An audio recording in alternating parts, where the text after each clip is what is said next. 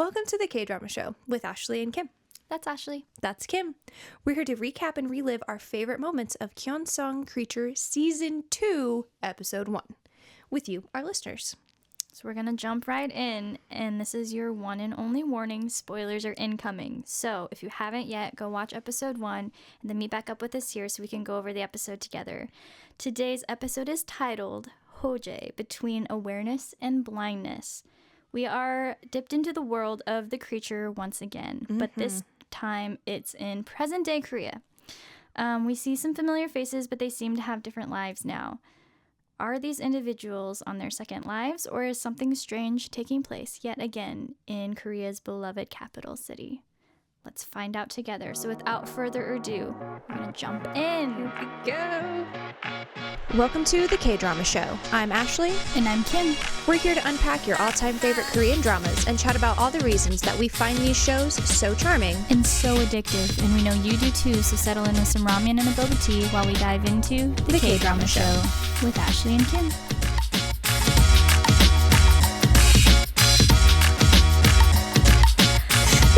Boy, with the poodles already. See, this is why you have me. To be my brain. So I can be like, hey, this is what you wanted, right? Is it? Do I know what I want anymore? Well, that's why I'm here to ask these questions. Who am I? What am I? Where am I? Why am I? Okay, Drax. Why is Gamora? Really quick, plugging the Ashley T. Go to Instagram. Exclusively on Instagram. Only. Yes. So We have way too many other things we're trying to do, so if we can minimize responsibilities and locations, that's what we are going to stick with. Make sure that you are following us on Instagram so that you're not missing out on the tea.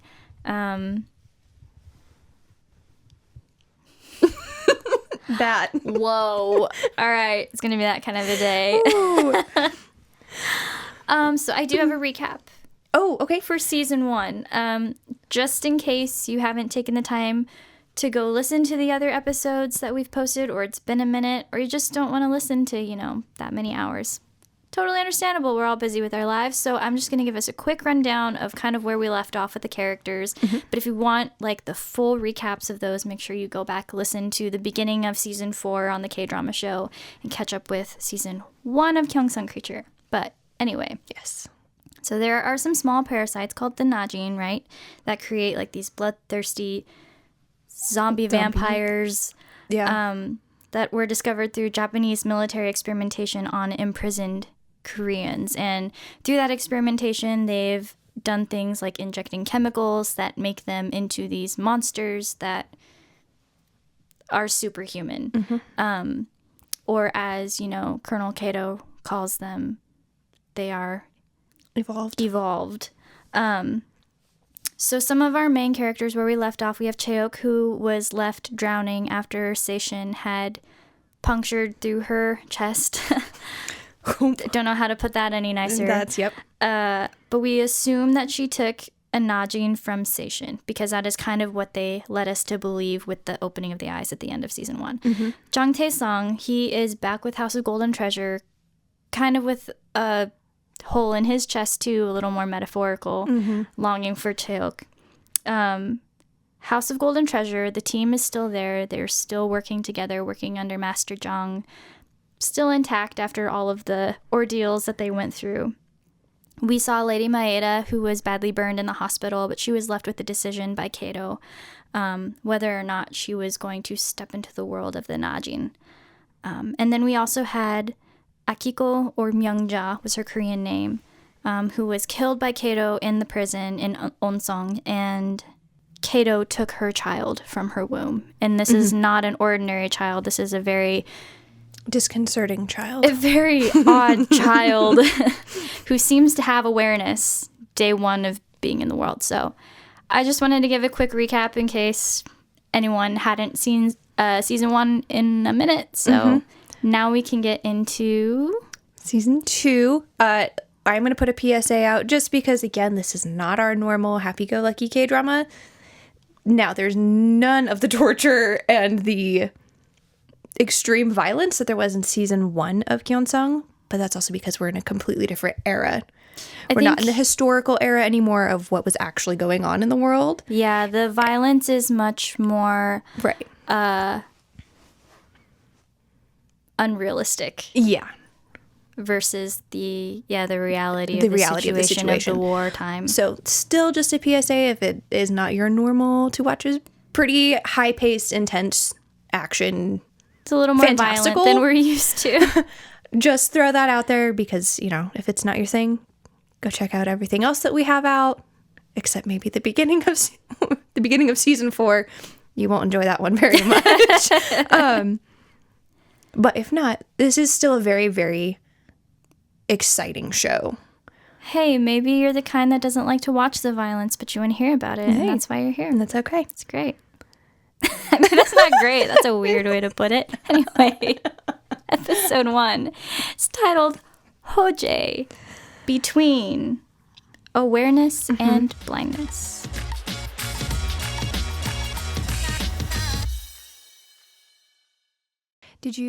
So we watched episode 1 and 2. Don't really remember most of 2 together. Yes. Like the day that it dropped. So we were like freaking out because it was so good. And the opening was very different compared to season 1. It was. It wasn't much of there a wasn't story. A story. But it was a story in itself of the cherry blossom petal falling down into the water and then a Najin swimming up.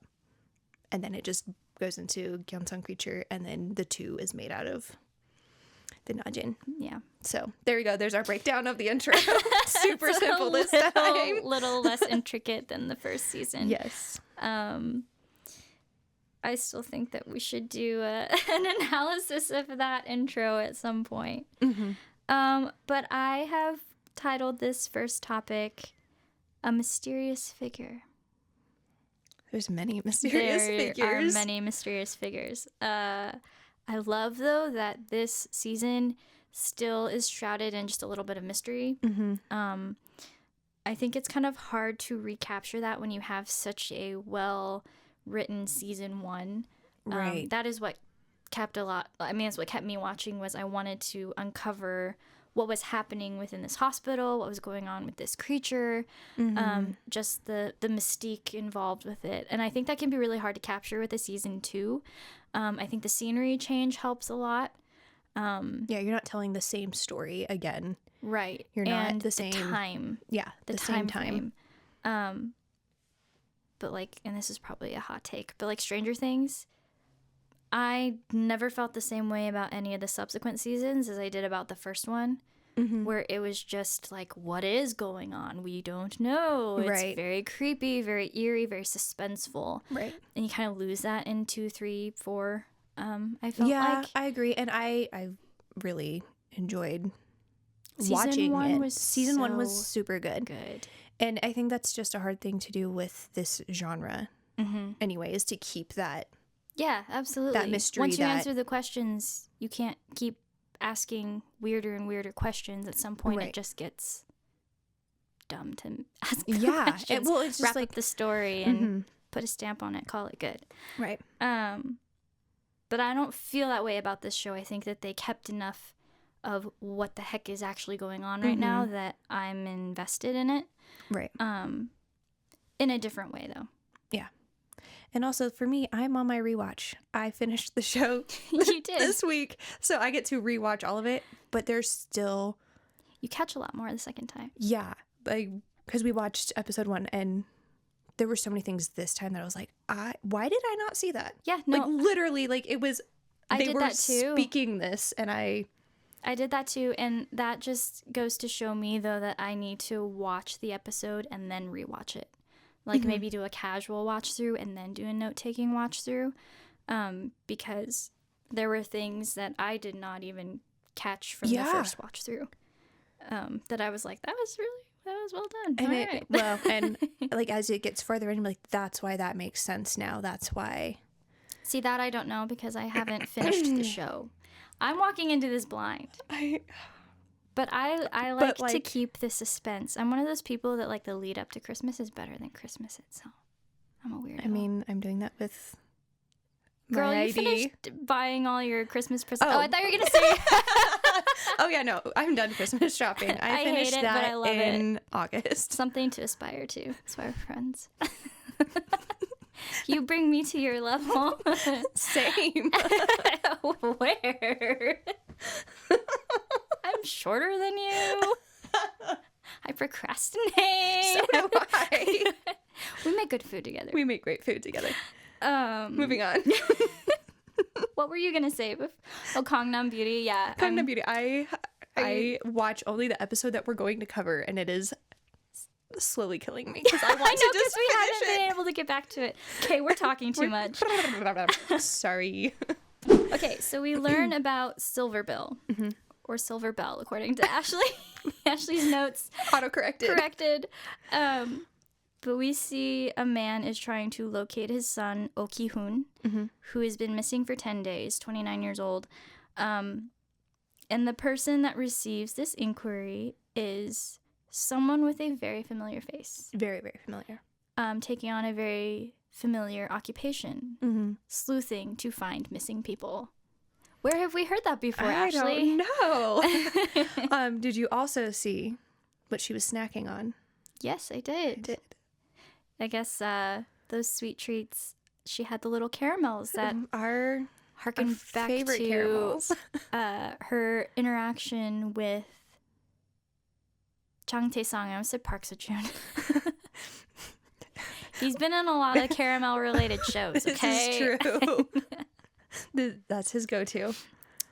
But we also see a biker in like a full helmet being ganged up on by some superhuman guys in leather. And there's what I wrote. I like it. And there's a lot of them. There's like 30 plus. Yeah, there's attacking him. Yes. It doesn't really seem to faze him because he kills them all before he himself is like buried in the bodies. Right. And not just buried in the bodies, he is then found by a man who takes his helmet off and was like, okay, you're done now. And this guy has another familiar face of Jang TaeSang.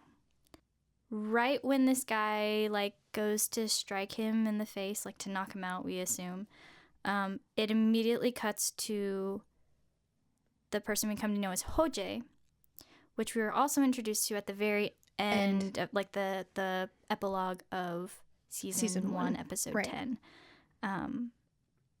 Which brings us to our next point, which I called HoJae. I mean, it's kind of, I mean, this episode name, so he's kind of important.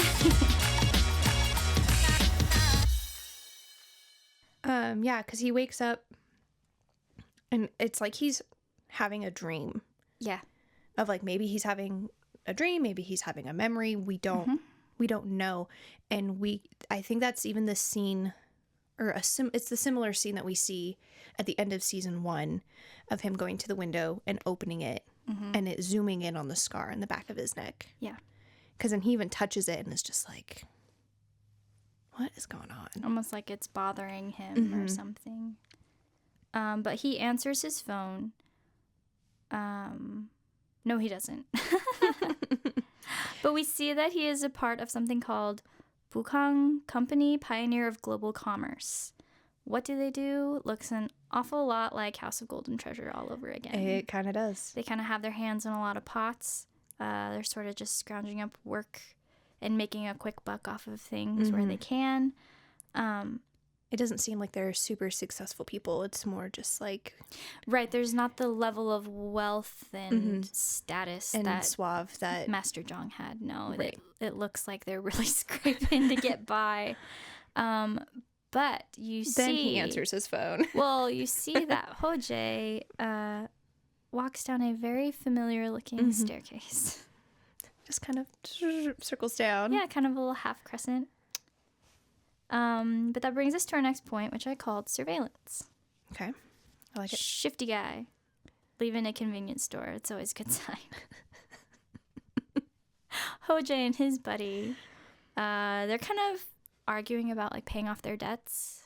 Well, before they leave, so his friend is Hyung-gil. so that's his Yonggil. Yeah, that's like his partner.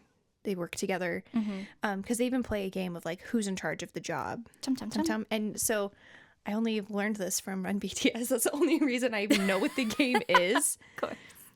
I'm not. That's how I'm learning things. But it's basically you look at each other and go tum, and whatever way your hand goes, you want the person to turn their head the other way. Well, you want to turn your head the other way, right. But the person wants to match which way you go. And so HoJae is terrible at this game and loses every single time they play. Because they do it again in the car, and that's when they're talking about. And he still loses and goes tum and just goes slowly.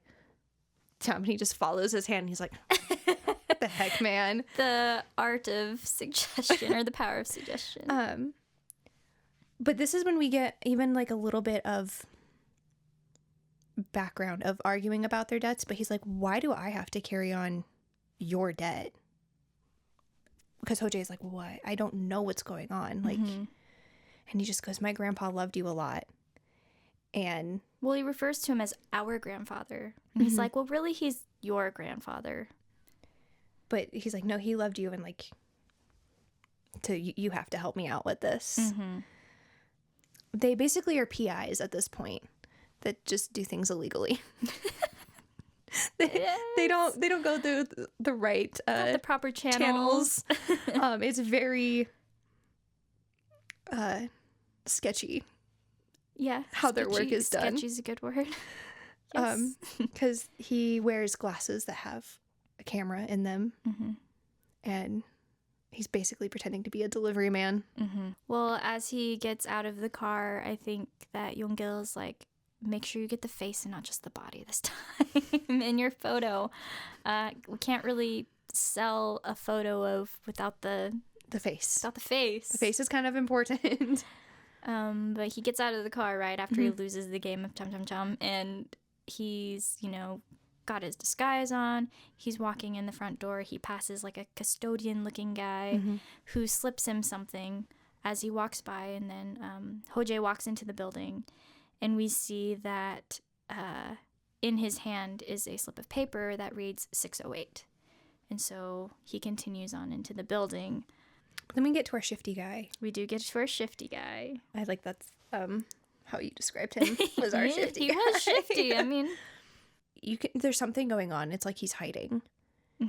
And he cracks a beer, and he's trying to like breathe and notices a sound, and suddenly, well, someone else is monitoring the room as he walks in. You can see that they're watching him on a computer as he enters 608. Yeah. So why is 608 so important? But he having his drink, he hears a sound, and it's like, well, something's going on, and he's looking at these drawings that are in a notebook, and they are sort of familiar looking drawings. We've seen them before. And as he hears a sound and he has a baseball bat, he turns around after he like goes in the bathroom to be like, what's in here? And then suddenly a tentacle goes through his eyeball. Fun. And new fear unlocked. True. But so clearly there's some type of creature on the loose yet again. This next point is called Atrocity. So HoJae approaches the room, and his friend is kind of watching on the camera, right, from the car. And HoJae's like getting his camera ready. He's like, okay, I'm going to get the shot this time. And he knocks. Nobody answers. And it's kind of tense right now, right? We know somebody just got murked behind the door. You're waiting for him to like look through the eye hole and also get murked. But we see in the room instead, the window opens, and the woman who shares a face with ChaeOk, or Silverbill, starts to like examine the room. And outside the door, HoJae is kind of contemplating like giving up. He's like, well, they're not answering. What am I going to do? But his friend's like, no, we need to get this shot. Remember our debts.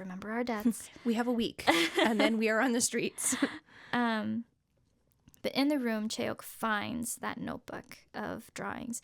And I remember you had said, like, when we were watching it the first time, you were like, these are really unsettling pictures. And they were. They were creepy. They were creepy, which is pretty impressive for, like, a charcoal pencil sketch. Well, and you and I had even said it's a similarity of the Stranger Things, like, creature. Vecna, and they had a similar creepy look. I think the thing that was really unsettling was, of course, there were like the spindly looking station creatures, but then there was one that of a face that had like awareness. Oh, it knew exactly what it was doing. It's literally the Stranger Things, like giant spider thing versus Vecna. Yeah, it is. So, one of the drawings resembles Station, and that kind of really strikes a certain chord with ChaeOk, I think, or the ChaeOk looking girl. Person, right? I just call her ChaeOk because she looks like ChaeOk. Silverbill. I'll call her Silverbill. But HoJae finally, he rushes the door, right? And he goes in to check the bathroom, and that's obviously where this guy was unalived, yep, very brutally, but he falls back into the room, in the main room, and he runs into Silverbill, and they have a little scuffle, and by little scuffle I mean like a she kicked his butt. Knockout throw down. Okay. Knockdown throw out. Is that where you were going? Yeah, that's exactly what I was gonna say. Okay. It's been a couple weeks since we've podcasted. Can you tell? But the Yeongil, he sees this happening on the glasses, right? And he's like, "Are you okay? Are you okay?" Well, then the glasses get knocked off, and that's when he's just like, "I'm going in." We are. And he, on the way in the door, tells the front desk attendant, he's like, "You need to call someone. There's something happening in 608. We need to get up there now." They do, and HoJae, as he's fighting this woman, finally, she just like takes off. And he tries to see where she goes, because she goes out the window, and they're 6 stories up. They're on 608, and he's looking, and he's like, "There's nothing there. What? No one is walking around. There's no splat on the ground." Like, yikes! But everyone arrives in the room, and the janitor starts to scold HoJae. The night manager, has found the body, and he runs off to like call the police. But the janitor who originally slipped the piece of paper was like, "Dude, it was 809, not 608. What is wrong with you?" And they're just like, "What? How are we supposed to know it?" Right, literally, if you flipped it upside down, then it would become 809. Yeah. But you handed it in such a way. That's why you draw the little line under the 6. This next point I called interrogation. Interrogation. See, again, I did not break these down as well as you did, so I'm like on topic 3. Well, you squished a lot into 2 topics. I know. So I was like, but I did, like, and it covers most of it. Good. So there is a man sitting at a fancy restaurant bar, is what it looks like, and he is sent a picture of the now dead man in the bathroom of the hotel, apartment, whatever place it's supposed to be, saying that the deserter has been eliminated. Like, as he's looking at this text, we just hear a woman come up and be like, "Oppa, I'm here." We're like, "Oh, that's cool. You're living a normal life, and you're also getting pictures of dead bodies in bathrooms." That seems like you're not a good guy. No, that's totally normal. You don't do that? Not usually. Oh, okay. No. But the man who had sent the picture is kind of watching from a different building and watches Silverbill leave and watches her go from the top of a building, and then suddenly she's walking on the ground. And he just kind of like smirks, and you don't see his face at all. You just see from the nose down, and so you're like, okay, well, you have to be involved in this somehow. But also, why are you, like, what are you getting from this, standing back and watching this whole scene? Like, not even just for Silverbill, but like, why would you stick around? That's a little scary, unsettling. But our two guys are now at the police station, so HoJae and Yeongkil. Mm-hmm. And I love this scene for some reason. It was so funny because Hyungil is just chowing down. He's eating food. And HoJae is just like trying to explain, like, I was trying to do my job and I just walked in and, you know, there was blood and then suddenly I found a body and... Well, only one of them is on the hook for murder and it's not the one eating the food. It's not the one eating. But the captain, Captain Yu, is like scolding him and he's just like, you guys need to stop playing PI. Right. Basically how you're doing this is blackmail. You're not doing your job correctly. And like starts to show them the pictures of things they have taken. And they're like, this isn't like inappropriate. Like you can't do this. And they're like, says the one who continues to look at the pictures. Wait. I just realized a giant plot hole. Okay. They had the hallway surveillance. Mm-hmm. They had the surveillance from his eyeglasses. Mm-hmm. They saw the alive guy walk into the room. They saw HoJae walk up to the door and knock. Mm-hmm. Guy is dead. Mm-hmm. Because, as we get farther into the episode, basically he's trying to get him to help him solve the case. That's why he gets involved. Because that's what he does. He says, you know, you're going to be... he's cornering him. He's cornering him. He basically the same thing is happening. I got as episode 1 or season 1, episode 1, except we're not being tortured. I mean, I got that, it's like, but it's such a straw man's case, which he easily could have weaseled his way out of. Right, but he also is like, I'm going to pin it on you, but it's only your fingerprints that are in the entire room. You are the only one covered in blood. He's basically saying, even though I know better, I'm going to do it. I'm going to throw anyway these, because I need your help. Basically, he tells him, I'm going to throw these charges at you unless you can find a way to clear your own name. Because they're like, no, like there was the woman attacking me. And Young goes like, yeah, I watched it on video. She kicked his butt.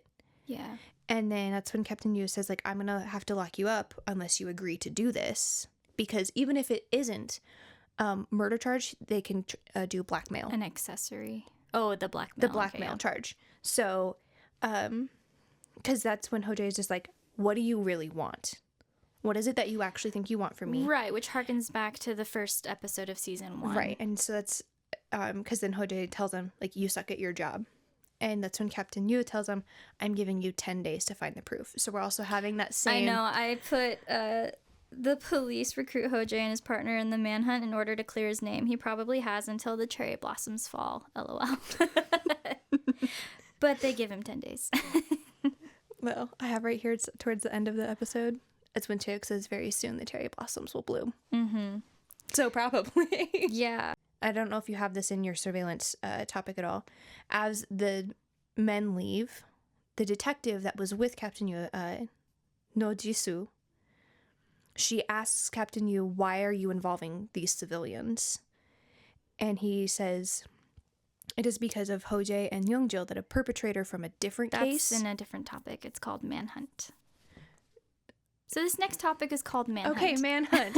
Well, that's why I was like, I didn't know if you had it, because that's when he says they caught this offender that I couldn't find. I put all of that together, but I didn't put together in my brain that I knew that he was pinning the murder to him in order to force him to help because of the fact that he had a history of being good at this, which harkens back to Master Jang in episode 1 of season 1. Right. What I wasn't piecing together was the fact that he knew it was a straw man's and HoJae knew it was a straw man's, but he was going to do it anyway because he just wanted his help. Well, yeah. I'm going to throw this at you, but I also have other charges. Even though it's not related to this case, I can still throw you in jail. I mean, I got the pieces. I had to put the puzzle together. It's fine. It's okay. I can help you with it. So the police captain, HoJae and Yeongil had helped capture this notorious serial assaulter and is way more capable than he paints himself to be. He's way smarter than he looks. Familiar. But the man who is searching for his son returns to the bar owner, insisting that Silverbill hunt down his son's killer now. And we see ChaeOk, Silverbill. I keep wanting to call her ChaeOk. Well, if it wasn't the same actress. I know. We see Silverbill has taken the notebook from the crime scene, and she knows, kind of this killer is going to take her down a path that she doesn't necessarily want to go. Right. But it also may possibly have answers that she's looking for. But that leads us into our next topic, which is called Grandfather. Yeongil and HoJae are having a conversation, and Yeongil's just going, do we need to leave? Like, would that be better? And I love that, like, HoJae's like, if I leave, that makes me guilty. Yeah, exactly. Like, come on. Think about this. Also, do you even have the money? Mm-hmm. Like, how are we going to go somewhere? We have a week to pay off our debts or we're on the street. He's somehow Nawal and Mr. Goo rolled into one. Kind of. We need to leave town. We haven't thought this through. We don't know what's going on. Yeah. But they send the picture that he gets a still from the recording of the woman that he had fought and was like, I need you to send this out. Right before that happens, though. Right before they send out their little APB, we see that HoJae is saying, I just want to live a quiet life. Mm-hmm. And Yeongil is like, fair, I will help you. And then he pans over and looks at a photo on the shelf. And after he goes downstairs. Or like to his office. Because this isn't in HoJae's. Oh, well, I must have missed that detail. Desk. Because that's why it's...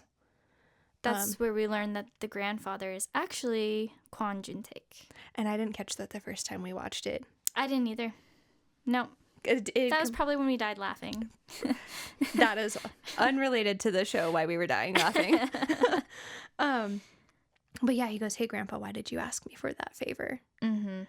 And I literally sat there and I went, holy shnikes. How did I miss that? Like, that's such a big deal. Because I was inhaling my face mask. It's fine. But yes, they do send out an APB of their own, and it's to all of their contacts within the city in order to locate this woman that kicked the crap out of HoJae. And some of the workers, they look like window cleaners that are up on a skyscraper, realize that they recognize this figure as somebody they both look at a rooftop, and then that's kind of all that we get to know. But HoJae is reviewing the footage of the night before, same as Silverbill, and she realizes that the man that she fought with shares a face with somebody that we would expect ChaeOk to know. Mm-hmm. And this is kind of our first hint as to the fact that this is ChaeOk. Yeah, maybe that Najin really did work. Because if you look at her wrist as she's watching the video, she has the opal bracelet that Master Jang gave to ChaeOk. Well, then we get that memory. Mm-hmm. So that's kind of like our first, like... Our confirmation, like, yeah, I'm pretty sure you're ChaeOk. Hence why I'm having problems not calling her ChaeOk. You made it almost. I don't really know that I made it that far. But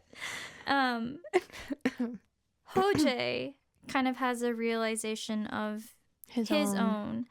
And he finds kind of a freeze frame of a hand outstretched, maybe a bit of an obscured face, but you can visibly see the opal bracelet as well. So that's kind of an identifier to him, I think, is in his like researching mind is, oh, I have something that is specific to you that I can like tie back to you. I have a way to find you now. Yeah.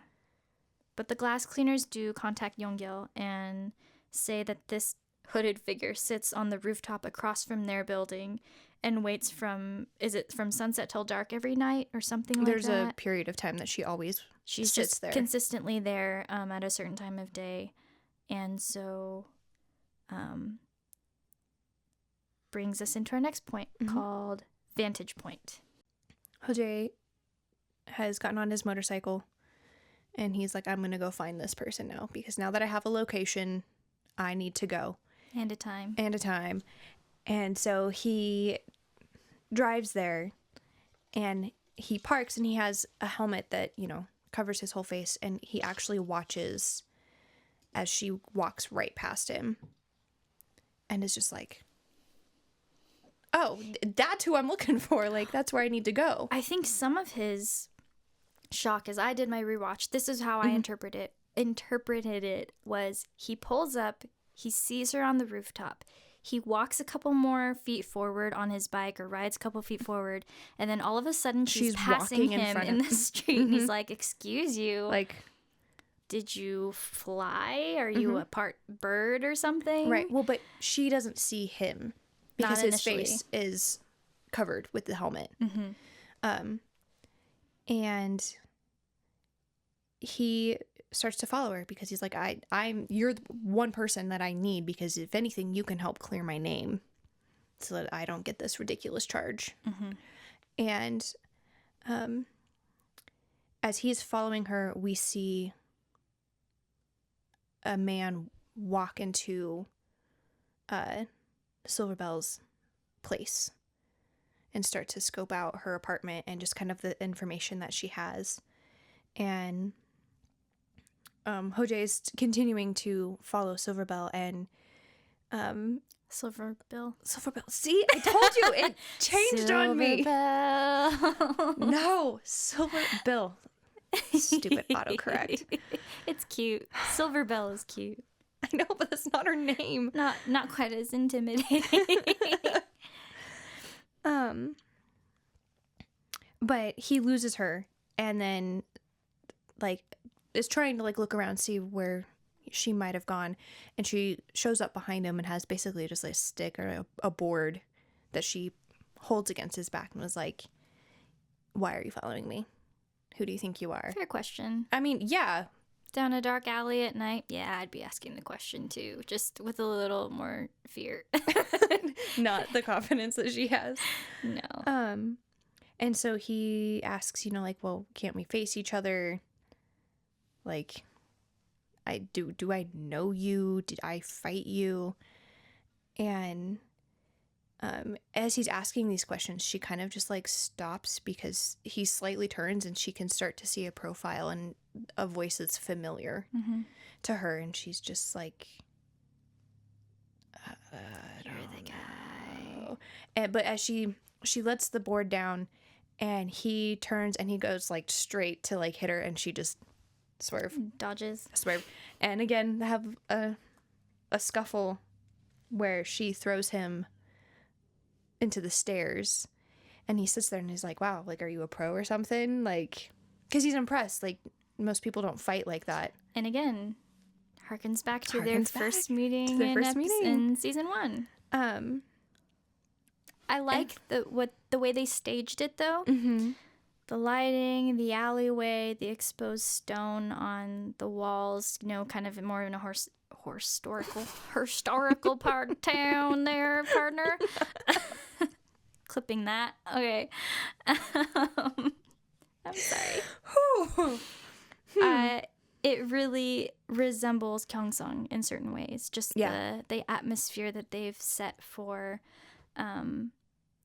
this interaction of these two characters. One which we know is ChaeOk. The other we're like, I want to know what you are. But I love this interaction, especially with it being obviously this whole, there's so many similarities of he's like, okay, let's go. And he's ready to fight again. And she just is staring at him and is starting to cry. Well up with such emotion that she's starting to cry because he even looks at her for a second and just goes, Like, are you Well, first you he's okay? like posting up like, I'm not going to go easy on you. I'm going to fight you because you've clearly shown that you can handle yourself. Yeah, and that's when she's just like, and he thinks it's because she's afraid of him at first. And then goes on to realize, well, she calls him Master Jang. And well, because then she goes like, is that really you? Like, all this time? Well, as soon as he hears the name, though, it causes a very strange reaction in him. We hear his ears start to ring. When he, like, shakes his head, too. And it's almost like there's some sort of suppressed something that's happening there. Or conditioned response. But ChaeOk, our warrior princess, very tearfully embraces HoJae. And we see snow begin to fall from the sky. And as she's hugging him, the man who is in Silverbill's place, or ChaeOk's place, is looking through her stuff. He finds the notebook full of all the drawings and, you know, going through her desk, and then finds a drawn picture on her desk.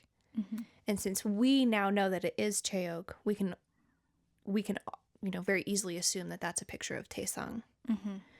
I mean, it's not like taking a picture was super common, right, or easy to do when they knew each other. So having a drawing of him is the closest thing that she's been able to have. I liked the theory that you had, though, about who drew it. Do you remember telling me that? No. You were like, I wonder if Sachimoto was the one who would have drawn that for her. And I was like, ooh, I like that theory. Ashley's unhinged theories. I don't remember any of them that I said. But yeah, so he stares at the picture and just goes, interesting. But this is also when we finally get to see his face for the first time. And we see that he has one eye that is like silvery white. And so, like, I remember watching that and we were both like, that's the baby. Yeah. That's the baby. The one that opened one eye and just looked at kind Kato. of like looked at Kato like, hey. Hi, Dad. My new daddy.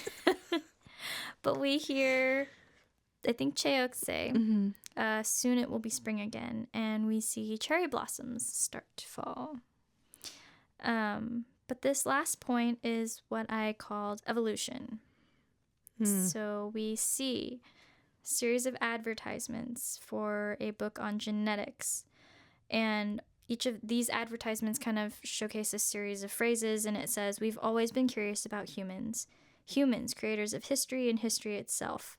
And then we see a book titled The Record of Existence, penned by Shin Ji-oh. We see another book next to it on a bookshelf, like in a store. The Book of Evolution and Coexistence, authored by a very silver-looking Kato. We don't know what the connection is there, but my assumption was father-son, obviously, because... yeah, if you're going to be putting books like that right next to each other that are... branded the same. Yeah, very similar topics, even. And they looked related. I mean, they made them look related. Right. But we have another advertisement, a future inspired by humans, a future bred for humans. We advance, we evolve endlessly. The potential of humans, the infinity of humankind. GyeongSeong Biotech. There's some very familiar rhetoric here. I don't know where I've heard it before, though. Not from Kato, not from the guy who was spearheading all of this, 80 years ago. Well, and to have the lab, the biotech lab, have a very similar sounding name of GyeongSeong instead of Onsong. GyeongSeong, Onsong. Subtle. Said nobody ever. Well, we then have a car pull up to what looks like the hidden part of that building, the back entrance, and a man exits the vehicle, and it's our scary dude that likes to punch people. It's a scary dude, and he is the scary dude from the beginning of the episode who said, okay, HoJae, that's enough, basically. And also got the text of the dead guy. Yeah, so he's a scary man. He's a scary dude. But he walks into the building, and it looks like he's going like more like the basement entrance. And we also see this scientist, might be the head scientist of the lab, make his way down, and they meet into a very, very familiar looking room. Well, here's an interesting thing. You know how we talked about Unit 731 and kind of being like the Unsong, how just illustrious and well-funded, and the wealth that was within that building, that program. The wealth that's within this program is insane, astronomical. There's so many staff, and with like cutting edge technology. When he goes even into the elevator, there's like 3 doors to get into the elevator, and he just like pulls a lever, crunk. Pull the lever, crunk. Wrong lever. I did that when I was in Peru. Of course you did. We did that on the plane from Lima to Cusco. That's amazing. And so we like B-reels. Do you know what those are? No. So actually we did it for a TikTok too, but we did like a B-reel, and it's a B-reel is you take a picture, and it's a picture of you and then what you're doing. Like you have like a time frame, and it's different times every day that it will be posted. Okay. But we did that as a TikTok as well. And so we did pull the lever, crunk. And so we pulled the seat in the airplane, like the handle, we pulled that up. And then we did wrong lever, and then we shook the phone. And then when we landed, we were on Machu Picchu. That's so cute. It was so much fun. That's adorable. I'm so sad I've never seen this, but I don't have TikTok, so. I don't either. Lily does. Moving on. So yeah, it's very expensive. And the room is very familiar of how the scientist walks in and walks up these stairs and this raised platform. Well, the elevator is identical to the one from Unsong. And it is Unsong. It is Unsong. But they meet in the basement, and the scary dude is staring below, just like Kato would from the containment. Yeah, or observation deck. Right. And the scientist comes up, and he's like, basically like, we're ready to begin the experiment. And it's experiment A067. And we just see this man who has this uniform that has sensors. Well, yeah, sensors, and it has the A0-67 on there. So like, this is the experiment. Another dude. And he just walks in, and he just is like, he looks terrified. But he also doesn't look forced. Yeah. He's not surprised by... He knows that it's not going to be... Well, we've seen people go in there, you know, with the straw baskets over their heads, not knowing what to expect. This guy looks like he knows what he's to expect, to at least to some extent. Right. But as he is walking in, we just hear like this... I don't want to say a door opening, because it's not really a door. Gate. It's a gate, and it's like creaking. Well, it's Station's, and lifting. It's Station's old stomping ground. It is her old stomping ground, because we see tentacles that look like Station's just out the opening of the door. End episode.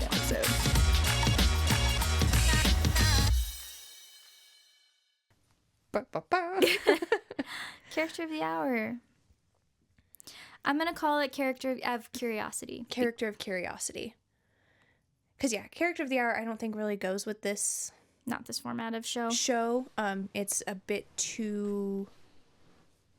There are heroes and anti-heroes and... Well, and there's just, like, way too much going on. For episode 1, even.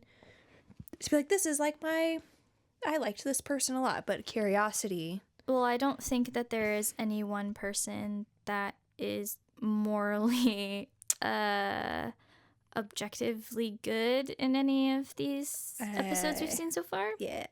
Considering, you know, our main characters also seem to, like, inflict harm and, you know, take pictures of people naked in bed. So I'm going to call it Character of Curiosity. Character of Curiosity. I want to know about Hyungil. That friend. Hyungil. I want to know about him. Why like, I mean, we know that Juntaek was his grandfather. But also he seems like pretty elusive right now. Like there's like HoJae has some questions. Kind of aloof about things. Yeah, and he's not like very willing to give any answers about anything right now. I want to know what he knows. Yeah. What happened? Why are you treating HoJae kind of like he's an incompetent fool to an extent? There's elements of that of just like, well, he has the power of suggestion with him with the game, and of like, but he's also like so hyper aware of everything that has to do with him. Well, to piggyback off of your thought, I want to know what the connection is to Juntaek, because Juntaek is either very affectionate toward this guy because he shares a face with Master Jang, right, or this guy is Master Jang. Right. The scar on his neck would lead me to believe that it is Master Jang. I haven't watched far enough in the show to have that question answered for me yet, right. So I feel like I can just throw these things out there and it not really be a big deal. But because I remember when we watched it, like we both sat there going like, why aren't you answering questions? Yeah, to Hyungil of kind just of like shady until we realized that his grandfather was Juntaek, and then it feels kind of like, what are you sheltering him from? Right. But we're still being elusive with this person that you're supposed to love so much and like you care about, but why are you being elusive with him? Right. So he's the one and I remember the first time I watched it, I was like, what are you hiding? Yeah. What do you have going on? I want to know. And those were the moments I was already falling asleep too, so I didn't really see that. It's fine. It's fine. So yeah, that would be my character of curiosity. My character of curiosity, I think it would have to either be Silverbill or the guy who's going around stabbing people through the eyeball. More so Silverbill / ChaeOk, right? We've kind of established that she's probably ChaeOk because of the bracelet and the Master Jang thing. But what has she been doing all of this time? Where has she been? What's been going on? And why does that guy want to kind of seem like he wants you dead right now? And with that same of being curious about him, why are you looking at this picture of TaeSang, because it's a drawn picture, from her and just going, interesting, like right. Yeah, so those are my questions. I don't know. Final thoughts. Your final thoughts have to be more careful than mine because I don't know what's happening. So you do your final thoughts first so that I can...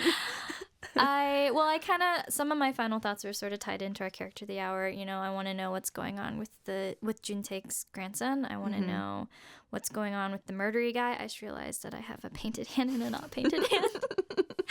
That's fine. I want to know if this is actually Master Jang and who is the guy running the facility? Is this a relative of Kato or Ichiro even? Ooh, I like that.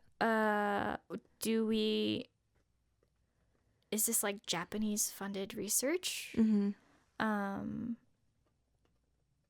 be weird of them to villainize Koreans after they spent all that time villainizing the Japanese for a season. I don't know. So I don't know. Those are my major questions. Obviously, there's a lot. Right. I mean, yeah, I want to know who HoJae is. I mean, especially how we ended season 1 and the emphasis of the scar. Yeah. But then even like we're assuming it was a dream of the beginning of the episode. Like, why is your head ringing when a certain name is said? See, to me, with the head ringing, that screams... we tortured you into forgetting everything. Oh no. You know, torture is not off the table in this show. True. But yeah, like I feel like we were correct anyway with the baby being the man who was wandering through ChaeOk stuff. Like, but like that was also how many years ago? How were you? Still young. But that'd be the same with ChaeOk. Right. Like, and we did hear in the end of episode 10 or somewhere in those episodes where Kato was talking about the regeneration capabilities. So it's not so far-fetched to think that it would just keep them the age they were or something, or at their prime, or I don't know. I wonder what happened to Kato. Brings me back to Twilight.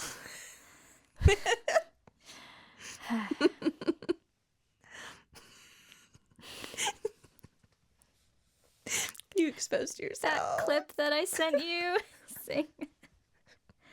I may have exposed something about myself I didn't intend to.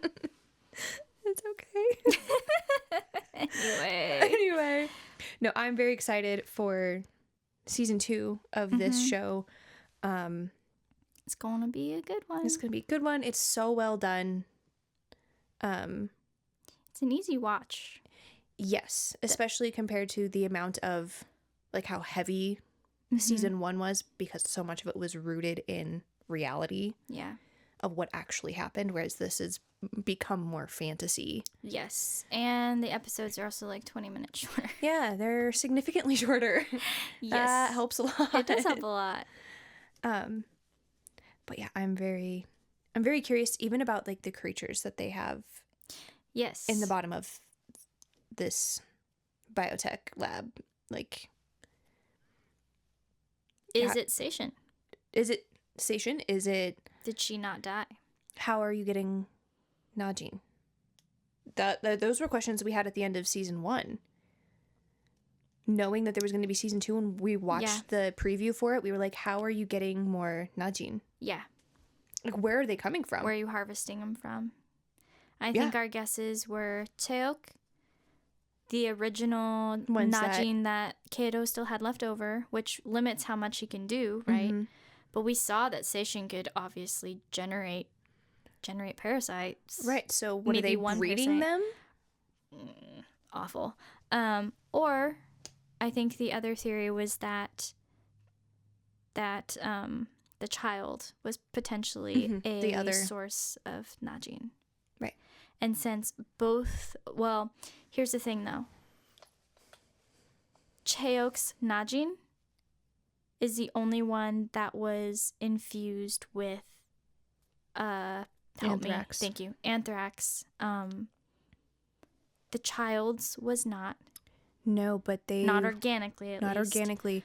And Kato could have infused the other Najin with it. That is true. They also are the only Najin that were ever in people and survived. Yeah, because the rest of them died. So maybe they've adapted. I don't know. Maybe. Because it's not like the other Najin, like the other people who had the Najin, that's not like their Najin died that we know of. Those were questions we never had in season 1 because we didn't have to have those questions. We never thought about it. We never considered an army of 35 scary dudes, you know. Zombie vampires with, like, hand knives. Yeah, it's great. Anyway, okay, that's episode 1. We're really excited about this season. It all kind of timed out really well. So stick with us as we get through this season. If you have not yet, make sure you go check out season 3, which is going to be dropping simultaneously. My ID is Gangnam Beauty, one of my favorite shows. So we're just really excited to be here. It's been fun already. We're having a good time. Before you know it, it'll be season 5. All right. Okay, bye. Like what you're hearing? Go ahead and hit that subscribe button so that you don't miss out on any new episodes. We'd love to connect with you on our Instagram at The KDrama Show. For more behind-the-scenes content, be sure to check out our YouTube channel. Links are in the show notes. Thanks for hanging out with us on The KDrama Show with Ashley and Kim, and we'll see you next time.